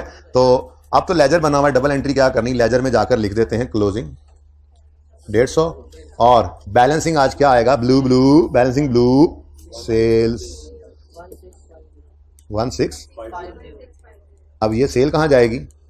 ये वो नहीं, ये जी 1650। भाई सही है। चलो आज तो माशाल्लाह डेटर का भी लेजर बन गया। लेकिन साथ ही क्योंकि ये बैलेंस हो गया है, अब इसके क्लोजिंग को ले जाओ। डेटर बेवरेजेस कहां जाएगा? करंट एसेट्स में। तो डेटर्स बेवरेजेस, ठीक है जी। लेकिन इसके साथ वर्किंग का रेफरेंस देना, ये सवाल में गिवन था। बेओ साईं बेओ। अच्छा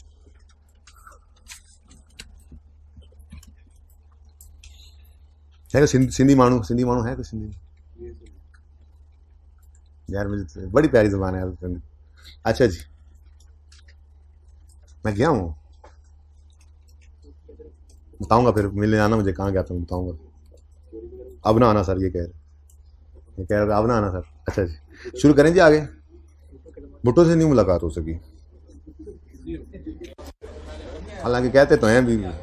अच्छा मुझे नजर नहीं आया सिंध वाले मगरब से पहले आ गए बात यार। Number 3, purchases made during the year of beverage amounted to 1760,000। आज भाई उसने परचेजेस की फिगर दे दी है। 25% of the total purchases of beverages made during the year remained unsold. यानी अगर इस 1760 की टोटल परचेजेस का 25% अगर लें तो जो आंसर आता है कितना है? ये क्या है जी? ये क्लोजिंग स्टॉक बेवरेज। बोतलें पड़ी हैं जी अभी तक। तो एक तो परचेजेस बताई उसने, दूसरा क्लोजिंग स्टॉक की कैलकुलेशन सिखाई हमें, कैसे निकलेगा क्लोजिंग स्टॉक। आज कोई भी क्लोजिंग गिवन नहीं था, ऐसे ही निकल रहे थे। ओपनिंग तो थे नहीं, क्लोजिंग सारे, ठीक है। अब ऐसे ही जरा नजर डालते हैं, सवाल पढ़ते पढ़ते आए थे। Payment for purchase of beverages, इसके बारे में पहले तो उसूल बताओ। परचेज भी लिखा हो तो हाँ, बैंक की पेमेंट साइड है ना, रिसीट पेमेंट की पेमेंट साइड है, इसमें परचेज का लफ्ज लिखा हो तो पेमेंट टू क्रेडिटर्स लेने। हमने परचेजेस की 1760 की, पैसे पे किए सिर्फ 1367, तो इसका मतलब कुछ पेएबल अभी है, चीजें ज्यादा खरीदी हैं, पैसे कम दिए हैं, तो क्रेडिटर भी है। तो इन्वेंट्री और क्रेडिटर का लेजर भी बना लेते हैं, ठीक है। तीनों दोस्त आज पूरे हो गए, फिर बड़े पुराने बिछड़े हुए थे 2-3 सवालों से, आज आ गए। बस ओपनिंग मुश्किल है, वो मैं लिख देता हूं, ठीक है। अब आज उसने परचेजेस दे दी, वो जो कभी कभी क्रेडिटर से निकल के इन्वेंट्री में जाती थी, वो परचेज की फिगर आज उसने दी हुई है, क्योंकि आज उसने क्लोजिंग नहीं दी हुई है ना, तो वो हम निकाल रहे हैं अक्सर, जैसे क्रेडिटर का क्लोजिंग हम निकालेंगे, ठीक है ना। तो परचेज की बात बता दी है तो अच्छी बात है, एंट्री कर लेंगे। परचेजेस डेबिट, क्रेडिटर क्रेडिट, और स्टॉक का लेजर बन रहा है, तो वही एंट्री स्टॉक में, इन्वेंट्री में डेबिट और क्रेडिटर क्रेडिट। 1760 से स्टॉक डेबिट और क्रेडिटर बेव 1 अच्छा, यहां पे लिख लेंगे हम स्टॉक, बड़े हो गए ना, परचेज कार्ड के नहीं स्टॉक लिखते, और यहां पे क्रेडिटर्स, ठीक है जी। और साथ ही उसने हमें यह भी बता दिया कि 1760 रुपए का 25% जो है वो हमारा क्लोजिंग स्टॉक है। तो 1760 इंटू 25%, 440 वोल्ट का झटका, ठीक है। अगली बात, ठीक है, यहां से कॉस्ट ऑफ सेल निकल आई है आपकी, अगर तो फिर आप अगर यही जिद कर रहे हैं तो पहले कॉस्ट ऑफ सेल लिख लेते हैं जी। कॉस्ट ऑफ सेल बैलेंसिंग कितना, 1320। लेकिन मैं कह रहा हूँ लेजर क्रेडिटर का भी कर लें, ताकि वो कैमरा एक ही बार उधर जाए और ये दोनों क्लोजिंग भी लिखाऊंगा, ठीक है। अब क्रेडिटर्स की पेमेंट हमें रिसीट पेमेंट में नजर आ रही होगी, जरा ज्यादा ऊपर चला गया ये, अभी जिसको हाईलाइट भी किया मैंने, तो इसकी एंट्री बनी creditor debit receipt payment credit. किधर गया, क्रेडिटर डेबिट 1367 से, और रिसीट पेमेंट वहां पे टिक कर देंगे। कैश एंड बैंक लिखना है तो वही लिख लें, एक ही बात है वैसे तो, कैश एंड बैंक या रिसीट एंड पेमेंट। और आज पहली बार ऐसा हुआ कि क्लोजिंग बैलेंसिंग निकला आपके पास, कितना जी, 393, ठीक है। तो कॉस्ट ऑफ सेल, स्टॉक से कॉस्ट ऑफ सेल जो निकली 1320, वो चली जाएगी ट्रेडिंग एक्टिविटी में, और स्टॉक क्लोजिंग में एसेट जो है ये करंट एसेट्स में आएगा। क्रेडिटर में जो निकला करता था आज वो उसने पहले ही बता दिया, आज क्लोजिंग बैलेंसिंग निकला है तो ये क्लोजिंग लायबिलिटीज में चला जाएगा बैलेंस शीट में, ठीक है। तो कॉस्ट ऑफ सेल में तो हमने 1320 लिख दिया, stock of beverages current assets में नजर आएगा, कितना है जी, 390 नहीं, वो तो क्रेडिटर था, ये 440 है, सॉरी जी 440। लेकिन ये कैसे निकला है, ये उसी वर्किंग में, वर्किंग नंबर हाँ रेफर कर दो कि वहां हमने कैलकुलेशन की हुई है। और दूसरा है क्रेडिटर्स बेवरेजेस, ये वर्किंग 5 में बैलेंसिंग निकला है आज हमारे पास। तो डायरेक्ट भी हो सकता था, मैं तो फैला के सवाल को कर रहा हूँ और फुला के कर रहा हूँ, डायरेक्ट भी हो सकता था, जबानी देख लेते, डायरेक्ट बैलेंस शीट में जाकर लिख देते 1760 माइनस 1367, पता लग जाता आपको, ठीक है, क्योंकि ओपनिंग तो था नहीं। लेकिन अच्छा है, लेजर बना लो, ज्यादा गलतियां नहीं होती। ले जी, एडजस्टमेंट हो गई है 3। अगली बात, ये जो सैलरीज की एडजस्टमेंट है और ये जो यूटिलिटीज की एडजस्टमेंट है और ये जो रिपेयर की एडजस्टमेंट है, ये तीनों 100% सेम है, सिर्फ नाम शाम मुख्तलिफ है, यानी मुख्तलिफ खर्चे हैं। अब ये 3 दफ़ा यहाँ पे कर रहे हैं, अब ये कहीं किसी और पर्चे में एक आध दफ़ा आती रहेगी, तो इसलिए ये सवाल दिया हुआ है, अच्छा सवाल है प्रैक्टिस के लिए, ठीक है। वैसे कैसा लगा खुद से ये सवाल करके, मतलब कोई लगा थोड़ा बहुत 50-60% समझ आ रहा था सवाल को, इतना लगा।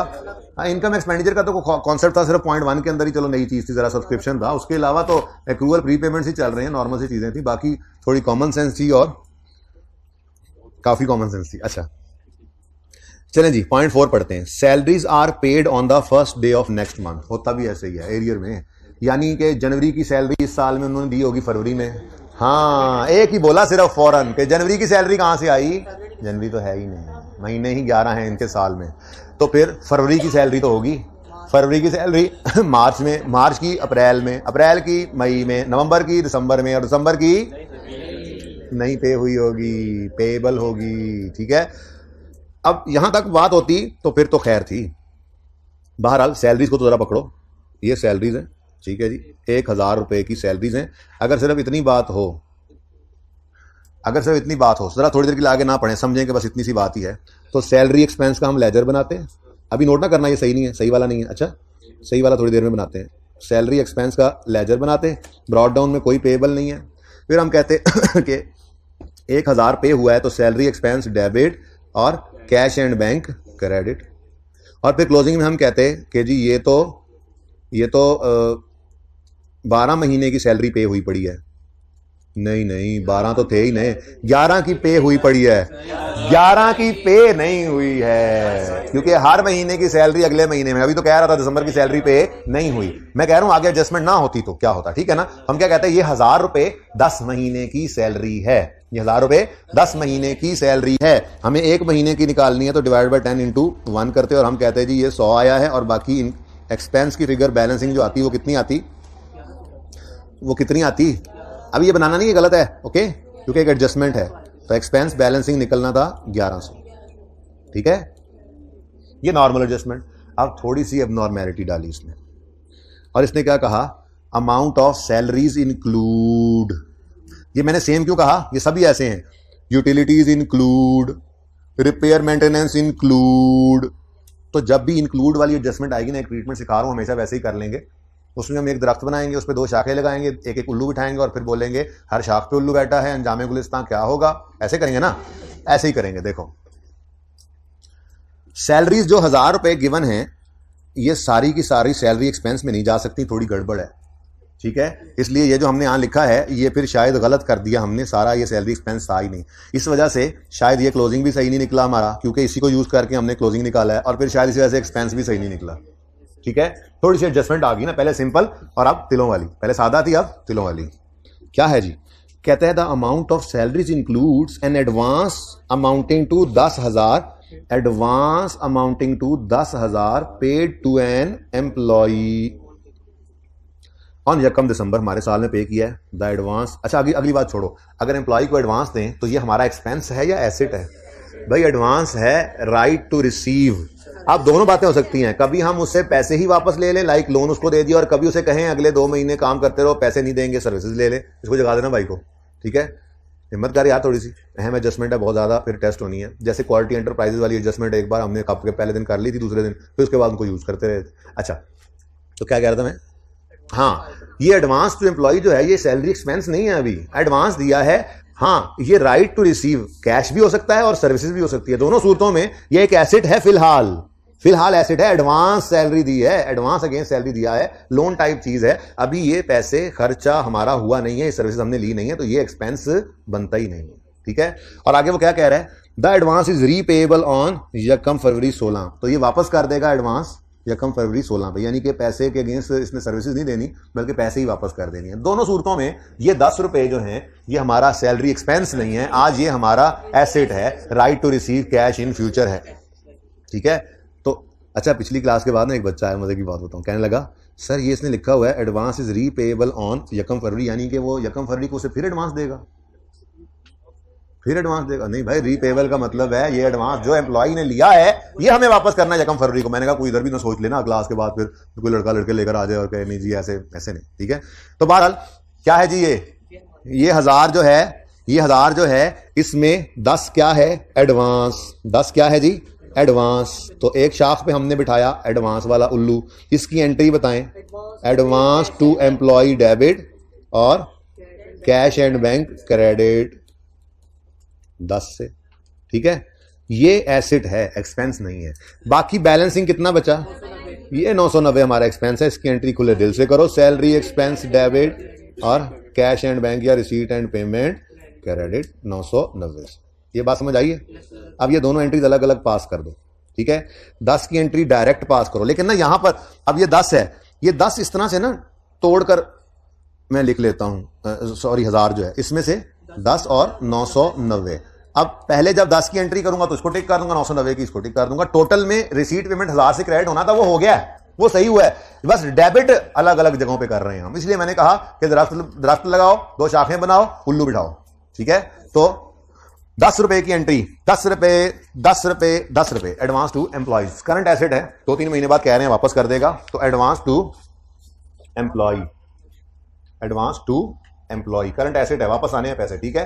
ये सवाल में गिवन था 10 से डेबिट और इधर देखो कैश एंड बैंक या रिसीट एंड पेमेंट क्रेडिट, ये हुआ पड़ा ऑलरेडी, करने की जरूरत नहीं थी, ठीक है। नेक्स्ट 990 एंट्री, अब देखो ये 990 आना है इधर, 990 सैलरी एक्सपेंस डेबिट और रिसीट पेमेंट क्रेडिट, ठीक हो गया। अब सारा कुछ ही वैसे तो बदल गया। अब ये 990 है, कितने महीनों की सैलरी जो पे हुई पड़ी है, रिसीट पेमेंट से उठाई है ना, तो पेमेंट तो 10 महीनों की हुई है, तो सैलरी कितनी थी, 1000 नहीं थी, 900 थी, 10 तो बीच में एडवांस पड़ा हुआ है पेमेंट में, तो वो बीच में नहीं जाने देना, ठीक है। 1000 नहीं है, 990 है, और ये क्लोजिंग 99 है, और यहाँ पर थोड़ा सा तो फर्क आया, कौन सा फर्क पड़ना था, खैर है जी 108, तो थोड़े से रुपयों का तो फर्क आया सर, आए नंबर नहीं मिलने थे, एडजस्टमेंट करनी है असल में, पैसों मटीरियलिटी में ना चले जाओ जी जी। हमने एडवांस दिया है, इसके अगेंस्ट वापस पैसे आने हैं अगले साल फरवरी में, तो उसने सर्विसेज के अगेंस्ट देनी ही नहीं है, सर्विसेज इसके अगेंस्ट देनी ही नहीं है, पैसे लिए हैं उसने, पैसे वापस करना है, this is like loan to employee है ये, ठीक है। ओके, लिखा हुआ है आगे उसने कि ये यकम फरवरी 15 को वापस कर देने हैं, उसने रीपेएबल लिखा था, ठीक है, वो सही है। अच्छा जी, चलें जी, अब यहां से क्या मिल गया हमें, एक्सपेंस की फिगर भी और क्लोजिंग पेएबल भी, ठीक है। तो सैलरी एक्सपेंस इनकम एक्सपेंडिचर में आ गई, वर्किंग नंबर 7 में हमने निकाला है इसको, 1089 का एक्सपेंस, ठीक है, और सैलरी पेएबल 90, ये भी उसी वर्किंग में हमने निकाला है, यहां से 99 लिख दो, ठीक है जी।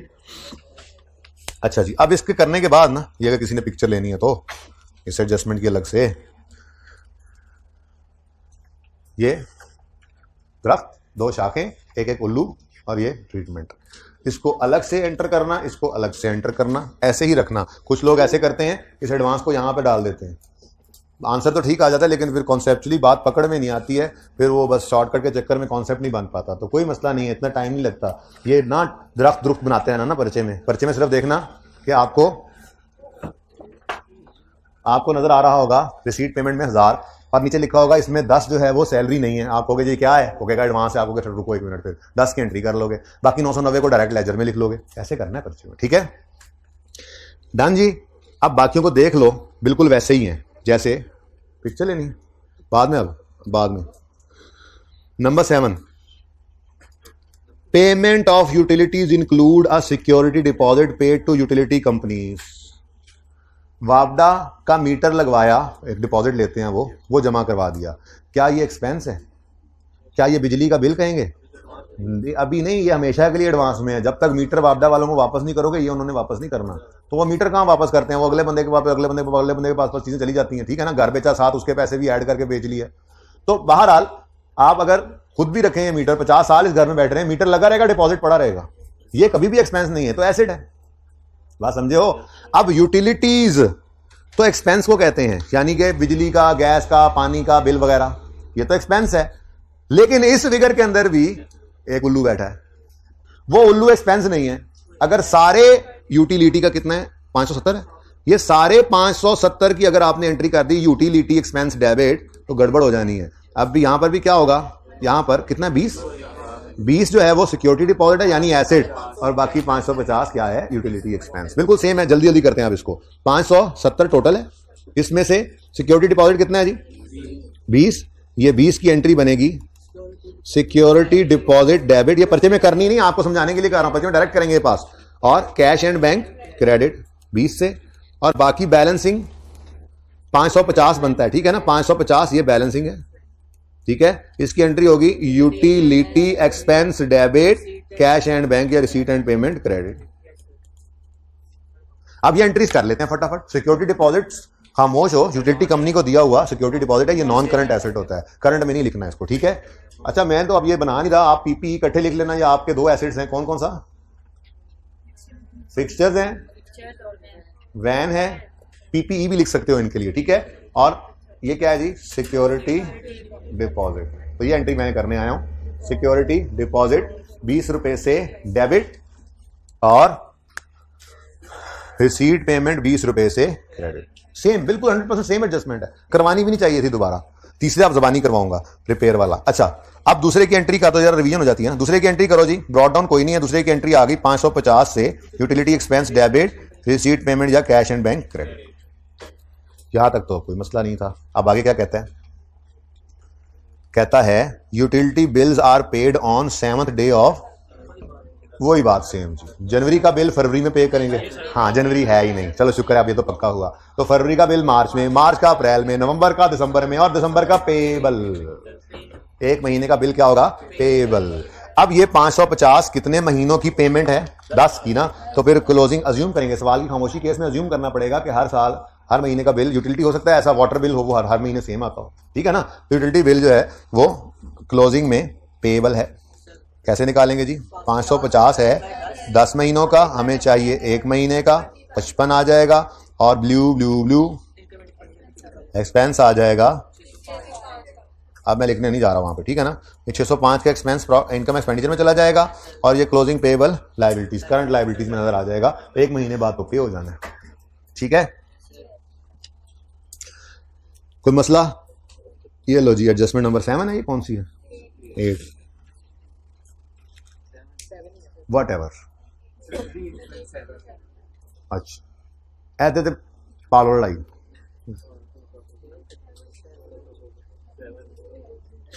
ओके, अब तुम्हारा मोबाइल निकला आधे घंटे बाद। इतनी देर से मैं बैठा हूं यहां पे, इसीलिए किसी ने पिक्चर लेनी हो तो ले लें।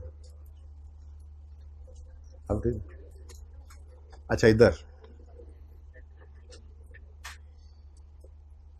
अब तुम कह रहे हो इधर करूं, मैं आ रहा हूं, कहते सर आप आ रहे हैं और बिल्कुल तस्वीर अच्छी नहीं आ रही, बिल्कुल भी अच्छी नहीं लग रही आप मुझे, तो सही है ना, करना क्या है तुमने जी। इधर देखें, 0.7 हो गया है, 0.4 भी हो गया है, 0.9 भी हो गया है। पढ़ो, repair and maintenance include an advance of 100 paid to ठेकेदार for construction of a parking shed. ये तो एसेट है, नॉन करंट नहीं, करंट ही होता है। आपने 5 साल पहले नहीं दे देना होता एडवांस कंस्ट्रक्शन कराने से पहले, महीने 2 बाद शुरू हो जानी है कंस्ट्रक्शन। नॉर्मली नॉर्मल कंस्ट्रक्शन के लिए अगर एडवांस दो तो क्या 5 साल पहले दोगे एडवांस कंस्ट्रक्शन शुरू कराने से पहले? ना भाई ना, ऐसा नहीं होता वो यार। हम कोई बिल्डिंग ले थोड़ी रहे हैं किसी से, हम बिल्डिंग बनवाने लगे हैं। ठेकेदार आया है, उसने कहा जी काम शुरू करना है, कुछ एडवांस दे दें। 5 साल बाद एडवांस देंगे, 5 साल बाद बिल्डिंग शुरू होगी, महीने में ही शुरू होनी होगी, 2 में शुरू होनी होगी। वो काम शाम चीजें पूरी कर रहा है, मोबिलाइजेशन एडवांस समझाया भी था कंस्ट्रक्शन कॉन्ट्रैक्ट के अंदर। कुछ याद आया, समझ आया जी? तो ये एडवांस, बाहर वो लड़ाई हो रही थी हमारी करंट नॉन करंट की। आप छोड़ें, एडवांस एडवांस होता है, ठीक है। ओके, ये एडवांस है, ये फ्यूचर में एडजस्ट हो जाएगा हमारी कंस्ट्रक्शन के अगेंस्ट। बहरहाल मसला ये नहीं, मसला ये है कि रिपेयर कितना है? रिपेयर ये पड़ा है जी, ये 275। इस 275 में 175 नहीं 100 ये एडवांस है, और 175 बचेगा फिर रिपेयर। अब ये 100 की एंट्री आप करोगे advance for construction debit current assets में, ठीक है, और कैश एंड बैंक क्रेडिट।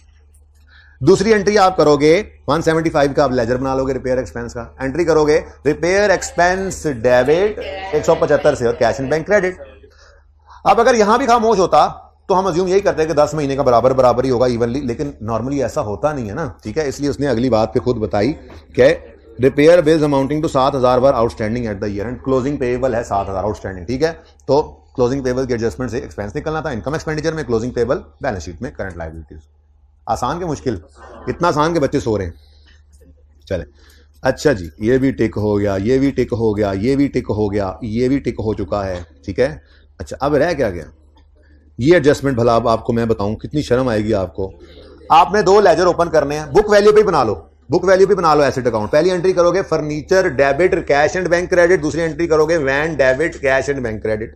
फिर आखिरी पॉइंट पे पहुंचोगे तो लिखा होगा डेप्रिसिएशन, स्ट्रेट लाइन मेथड है, सवाल खामोश है। 11 महीने की डेप्शन लेनी है, 1 फरवरी को एडिशन हुआ है, लिखा हुआ है 1 फरवरी, रेट्स दिए हुए हैं, तो एंट्री करनी है एक्सपेंसेस में ही, वर्किंग में ब्रैकेट में करके expense डेप्शन expense debit acid credit, डेप्शन expense debit acid credit, expense उधर चला गया क्लोजिंग बैलेंस शीट में। इतनी आसान एडजस्टमेंट। अब एडजस्टमेंट 8 में आपको कराऊं, आपके लिए कितनी शर्म की बात है। लिखा है insurance premium was paid on 1 February covering period of 12 months. 1 महीने की प्री पेमेंट आएगी, लेजर बन जाएगा, एक्सपेंस निकल आएगा, प्री पेमेंट आ जाएगी क्या करोगे 0.5 rent of 3 month was paid 3 years। यकम फरवरी को ये एडवांस रेंट दिया है, 3 years का है। 3 years मतलब 36 months कह लो, 36 महीनों का एडवांस पे कर दिया। अब यकम फरवरी से ये क्लब शुरू हुआ है, तो इस साल में तो सिर्फ 11 महीने एक्सपेंस में जाएंगे और इस साल की एंड पे 25 महीने प्री पेमेंट है। 25 महीने प्री पेमेंट है, जगा दें इनको, 25 महीने प्री पेमेंट है। ऐसे ही है एसेट। लेकिन मसला ये है कि सारे का सारा अगले एक साल में एक्सपेंस नहीं बनना। 25 महीने का जो है तो 11 का करंट, 12 का करंट और बाकी 13 का नॉन करंट आएगा। और ठीक है, तो लेजर बिल्कुल वैसे ही बना लेना था आपने, बिल्कुल वैसे ही। ठीक है, रेंट का यहाँ पर कैश एंड बैंक आ गया, ब्रॉड डाउन है कोई नहीं। ठीक है, उसके बाद क्लोजिंग में प्रीपेड है, वो प्रीपेड आएगा 35 मंथ का जितना भी बने। ठीक है ना, ये 35 मंथ में से आप कहोगे 12 मंथ्स जो है वो करंट है और बाकी 13 का नॉन करंट, कर लोगे ना। अब ये पॉइंट ऐसे ही बस पढ़ाना था। कहता है जी पर 0.5 बना दूं या बन जाएगा? 0.5 रेंट वाला मुश्किल नहीं है, करके देखने की जरूरत है, मुश्किल नहीं है। 36 महीनों का रेंट एडवांस में दिया है, 11 महीने एक्सपेंस में गए, 25 प्री पेमेंट है। इस 25 की प्री पेमेंट को ईयर एंड पे खड़े होकर देखो तो 12 अगले महीने में एक्सपेंस बन जाना है, तो वो करंट में रखना प्रीपेड रेंट और बाकी बैलेंसिंग नॉन करंट में, वो 13 महीने बनते हैं। Last adjustment, presently club is operating on rental premises. हाँ जी, हमें पता है, हमने 3 साल किराया भी दे दिया है। However a plot of land has been purchased on which construction would commence shortly. Title of land would be transferred after completion of legal formalities. इसीलिए शायद लैंड का लफ्ज इधर लिखा हुआ नहीं आ रहा था, बल्कि एडवांस फॉर प्लॉट लिखा हुआ आ रहा था। क्योंकि आपने बचपन में एक बात पढ़ी हुई है कि एसेट उसे कहते हैं जो रिसोर्स बिजनेस की ओनरशिप में हो। अभी ये ओनरशिप में नहीं आया, हमने बस एडवांस दिया हुआ है, सौदा हो गया है, वो कह रहे हैं बस नाम नूम ट्रांसफर होना रहता है और काम भी हम शुरू कर देंगे। भाई हम क्या करें, एडवांस फॉर प्लॉट है तो एडवांस फॉर प्लॉट ही है, इसको हम पीपीई नहीं कह सकते। तो इस एडवांस फॉर प्लॉट को आपने सिंपली करंट एसेट्स के अंदर शो कर देना था, क्योंकि ये शॉर्टली जो है ना, शॉर्टली क्योंकि लीगल फॉर्मेलिटीज पूरी हो जानी है, हमारे नाम लग जाना है। तो एंट्री करेंगे आप advance for plot debit receipt payment credit 65,000 से, वैसे करंट एसेट्स में रखना। कहाँ रखोगे? करंट एसेट्स में। लो जी, इस सवाल में तो कुछ भी ना निकला। अब कोई तस्वीरें बनानी है तो अभी ये लें, बाद में फिर ये ना कहिएगा। ये हैं जी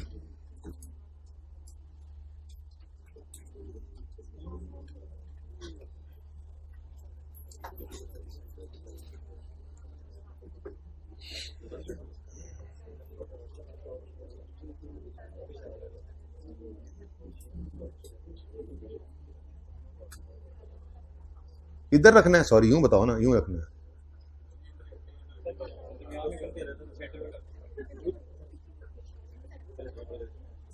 अच्छा जी, आप बात करें, अब वो बाकी बताता हूं, फिलहाल ये तो खींच लो तस्वीरें।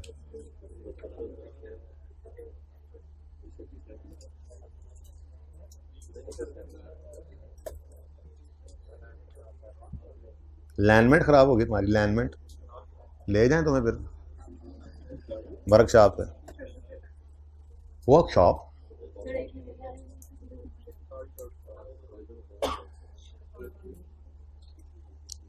आज बहुत बोर क्लास थी, है ना। असल में ना टॉपिक जब आज टाइम पिछली क्लास में बचा नहीं, लाइफ मेंबरशिप पढ़ाता तो थोड़ा सा ट्विस्ट पड़ जाता। अब जाहिर सी बात है, कोई नई चीज़ ना सीखें तो, हाँ नई चीज़ की एप्लीकेशन ज़रूर थी सवाल में, लेकिन सीखा क्या नया? एक्रूवल प्रीपेमेंट नया था, कुछ भी नया नहीं था सवाल के अंदर। नॉन करंट करंट नया था, तो फिर ऐसे ही सवाल है मोर और लेस। आप कॉन्फिडेंस गेन करते चले जाएंगे इंशाल्लाह। अब जो होमवर्क में सवाल है ना, इसमें थोड़ा सा लोचा है, क्योंकि आप लोग बहुत कॉन्फिडेंट फील करना महसूस कर रहा हूं मैं कि कर रहे हैं शुरू। तो एक होमवर्क का सवाल आप करेंगे जिसमें आप खपें खुपेंगे। जाहिर है डिस्कस तो मैं करूंगा ही, हो सकता है कल ना करूं, परसों करूं, कल कोई मैं लाइव मेंबरशिप करवा के एक नया सवाल करा दूं, ये तो डिपेंड करता है उस पर। वैसे मेरे ख्याल में ऐसे ही करूंगा कि लाइव मेंबरशिप डिस्कस करके मैं लेयर क्लब वाले सवाल की तरफ चला जाऊं। लेकिन ये सवाल में जो कोई मसला होगा वो कल ना हुआ डिस्कस तो परसों हो जाएगा, पर ये सवाल को अटेम्प्ट जरूर करना है। ऐसे समझो कि सर ने बस पढ़ा के क्लास खत्म कर दी थी और फिर जो हम पर्चे में गए तो सर ने पढ़ाया हुआ था कुछ और सवाल आ गया ऐसा। अब सर को गालियां क्या निकालनी, कोशिश करते हैं पर्चे में। ऐसे करके आपने घर पे ट्राई करना है, ठीक है। पेज नंबर 883 पे है क्वेश्चन नंबर 7, पास पेपर 7। अभी छोड़ दो फिलहाल, पहले पता नहीं क्या कर रही थी आप। क्वेश्चन 7 है लेयर क्लब, एग्जेक्टिव क्लब। अच्छा सुने, accountant of executive club has resigned and blah blah blah. इसके अंदर ना फ्रॉड की डिटेक्शन का तरीका भी बताना है, वो भी कल मैं खुद बताऊंगा, लेकिन आपको जो समझ में आया आपने वो करना है इस सवाल में, ठीक है। इसमें जो मजे की बात है ना, बुक्स बंद करते हुए ना दिमाग बंद हो जाता है, इसलिए सुन लो आराम से। मैंने बुक्स बंद करने का नहीं कहा, यह बहुत शदीद बदतमीजी वाली बात होती है। अच्छा जी, अब खोलने में भी खड़खड़ ना करो, टाइम ना लगाओ, बस जहां पे हो वहीं रुक जाओ। समरी ऑफ बैंक अकाउंट आज गिवन है, आज रिसीट एंड पेमेंट गिवन नहीं है। और मजे की बात, कुछ कैश में भी खर्चे हो रहे हैं, यानी आज बैंक का लेजर सिर्फ बना हुआ है, कैश का लेजर आपको खुद बनाना पड़ेगा। अब उसके अंदर बड़े मजे की बात ये थी, ये जो एग्जेक्टिव क्लब है, इन्होंने कोई स्नूकर के पट्टे लगाए हुए हैं, उनसे पैसे आए हैं, इन्होंने कोई सब्सक्रिप्शन रिसीव की हैं, इन्होंने कोई डोनेशन रिसीव किया, ये आपको समझ नहीं आएगा, स्पेसिफिक डोनेशन है, कल ही समझाऊंगा। इन्होंने कैटरिंग सर्विसेज प्रोवाइड की हैं और सेल्स के पैसे कमाए हैं। अब ये जो सारे पैसे आए हैं, ये तो नहीं आए, तो ये तो बिल्डिंग आ गई, ठीक है ना। आए हैं पैसे, ये आए हैं, यहां नजर नहीं आ रहे, यहां पे तो सिर्फ क्या नजर आ रहा है, बैंक डिपॉजिट्स। ओपनिंग तो है ही, इसका मतलब ये कि जाहिर सी बात है भाई, स्नूकर की कोई गेम लगाकर आएगा हमारे पास, तो हम क्या कहेंगे, हमारे बैंक अकाउंट में पैसे जमा करवा दें? नहीं, वो कैश की वो दे जाएगा, कैश की दराज में इकट्ठे होते रहेंगे और बाद में हम दिन के एंड पे या हफ्ते के एंड पे एक ही बार उसको बैंक में डिपॉजिट करा देंगे, सिंपल। यानी ये सारे खर्चे, जो सारी इनकम्स होंगी ना, उनकी एंट्री आप करोगे, cash debit subscription income credit, cash debit snooker fee income credit, cash debit sale of जो भी चीज है क्रेडिट, और फिर कैश क्रेडिट बैंक डेबिट। ये फिगर ऑलरेडी गिवन है, बैंक वाली साइड गिवन है, कैश की साइड पे लिख लोगे और क्लोजिंग निकालोगे, बहुत खपना पड़ेगा। बाकी जिन मौजूद है उनके लेजर तो बनाओगे ही। ये पॉइंट जो है ना, ये आपने इग्नोर कर देना है, सोल्यूशन में भी मैं इंशाल्लाह बदल दूंगा, आप इसको छोड़ें, इसके बगैर सवाल करिएगा। यूं समझिएगा सर ने बस धोखा ही दे दिया, जितना पढ़ा के बस कर दी, पर्चे में सवाल आया वो तो कभी सर ने क्लास में जिक्र ही नहीं किया था। तो चलो अब क्या हो सकता है, हाथ पांव तो मारेंगे ही, एक सिचुएशन सामने आ गई, मैं सवाल ये करा दूंगा आपको, ठीक है, ठीक है जी। तो ये होमवर्क में ट्राई कीजिएगा, क्योंकि अब CBU में तो कोई ऐसा बचा नहीं कि अब हम वही, पिछले बार बच्चे कहते हैं हम वही दोबारा कर लें, मैं कहूँ तो की करना है, तो वही दोबारा करने का क्या तो बनता है। नया सवाल करो, थोड़ा परेशान हो क्या रहा है हमारे साथ, फिर इंशाल्लाह कल इस पे बात करेंगे। अल्लाह हाफिज।